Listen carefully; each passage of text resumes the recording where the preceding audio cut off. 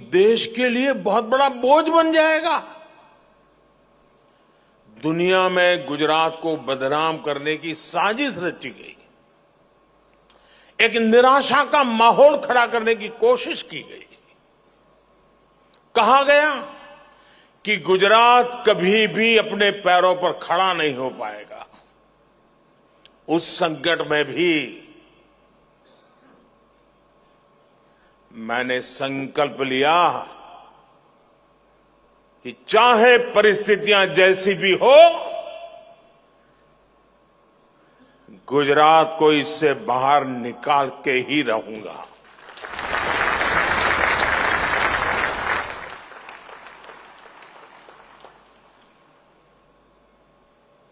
हम गुजरात के पुनर्निर्माण ही नहीं, बल्कि उसकी आगे की भी सोच रहे थे। और इसका एक प्रमुख माध्यम हमने बनाया वाइब्रेंट गुजरात समिट को। एक गुजरात का आत्मविश्वास बढ़ाने और उसके जरिए विश्व से आंख मिलाकर बात करने का ये माध्यम बन गया। ये गुजरात सरकार की निर्णय प्रक्रिया और फोकस अप्रोच को पूरी दुनिया को दिखाने का एक माध्यम बना। ये गुजरात सहित भारत की औद्योगिक क्षमता को विश्व के समक्ष उजागर करने का माध्यम बना। ये भारत में मौजूद अलग अलग सेक्टर्स की असीमित संभावनाओं को दिखाने का माध्यम बना। ये भारत के टैलेंट को देश के भीतर उपयोग करने का माध्यम बना। ये भारत की दिव्यता, भव्यता और सांस्कृतिक विरासत को विश्व को दिखाने का एक और माध्यम बन गया। हमने कितनी बारीकी से काम किया, उसका उदाहरण वाइब्रेंट गुजरात की टाइमिंग भी है। हमने वाइब्रेंट गुजरात तब किया जब गुजरात में नवरात्रि और गरबे की धूम रहती है। हमने इसे गुजरात के औद्योगिक विकास का पर्व बना दिया। साथियों, आज मैं आप सभी को एक और बात याद दिलाना चाहता हूं। 20 साल हो रहे हैं। हर तरह की खट्टी मीठी बातें याद आना बहुत स्वाभाविक है। आज दुनिया वाइब्रेंट गुजरात की सफलता देख रही है, लेकिन वाइब्रेंट गुजरात जब तब की केंद्र सरकार भी गुजरात के विकास को लेकर बेरुखी दिखाती थी।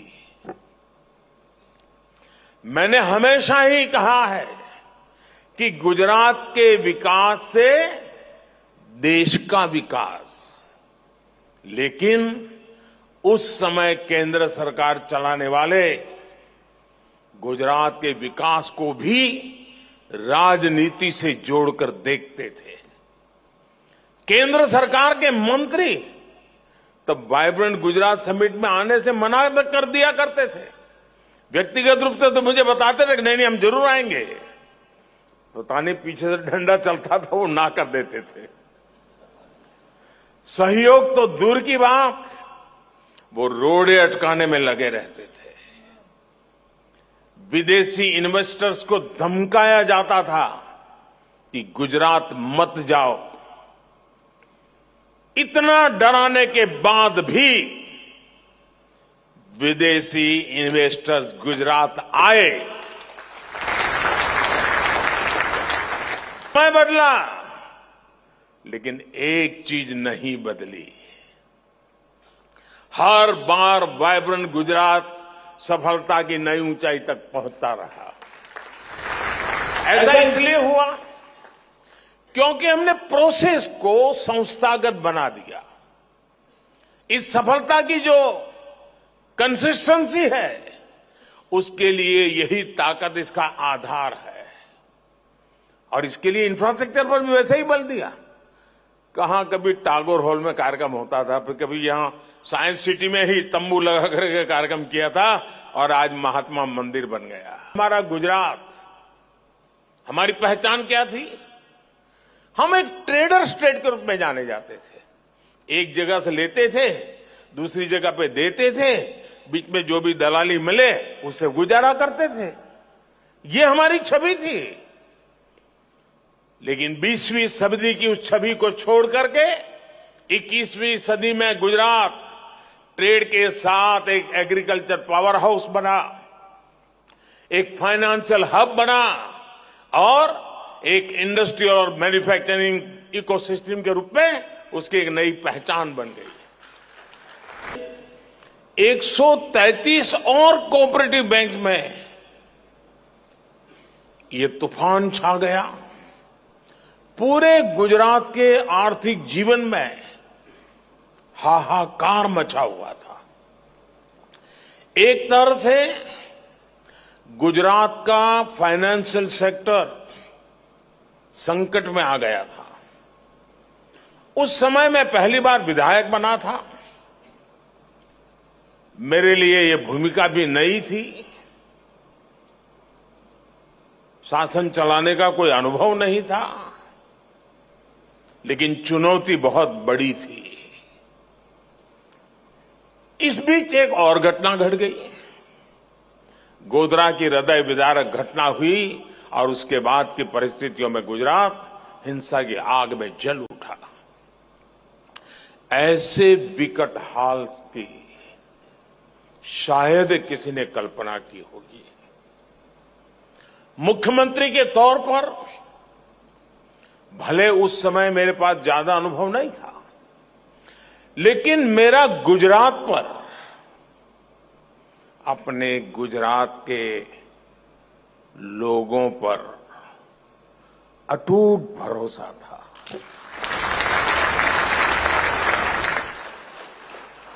हालांकि जो लोग एजेंडा लेकर चलते हैं वो उस समय भी घटनाओं का अपने तरीके से एनालिसिस करने में जुटे हुए थे। ये कहा गया कि गुजरात से युवा, गुजरात से उद्योग, गुजरात से व्यापारी सब बाहर चले जाएंगे, पलायन कर जाएंगे और गुजरात तो ऐसा बर्बाद होगा कि देश के लिए बहुत बड़ा बोझ बन जाएगा। दुनिया में गुजरात को बदनाम करने की साजिश रची गई। एक निराशा का माहौल खड़ा करने की कोशिश की गई। कहा गया कि गुजरात कभी भी अपने पैरों पर खड़ा नहीं हो पाएगा। उस संकट में भी मैंने संकल्प लिया